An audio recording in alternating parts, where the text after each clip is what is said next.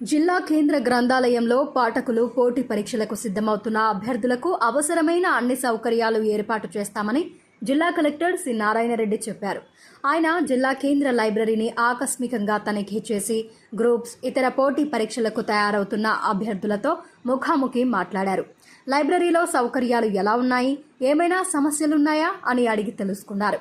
తాగునీటి సమస్య ఉందని, అలాగే టాయిలెట్లను సరిగా శుభ్రం చేయడం లేదని, వర్షం వచ్చినప్పుడు వర్షపు నీరు లైబ్రరీ ఆవరణలోకి వస్తోందని, అలాగే లైబ్రరీ సమయాన్ని రాత్రి 10 గంటల వరకు పొడిగించాలని అభ్యర్థులు విజ్ఞప్తి చేశారు.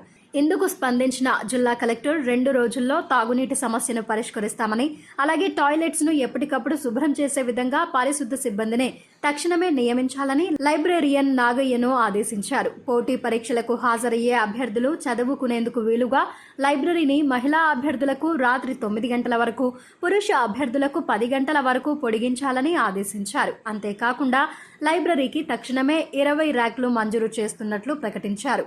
వర్షపు నీరు లోపలికి రాకుండా చేయాలని అధికారులను ఆదేశించారు. అనంతరం జిల్లా కలెక్టర్ మహిళా, పురుష అభ్యర్థుల విభాగాలలో మాట్లాడుతూ పోటీ పరీక్షలకు హాజరయ్యే అభ్యర్థులందరూ రాష్ట్ర స్థాయి పోటీని ఎదుర్కొనే విధంగా తయారు కావాలని, పరీక్షలో 1 మార్కు తగ్గినా ర్యాంకు తగ్గిపోతుందని చెప్పారు.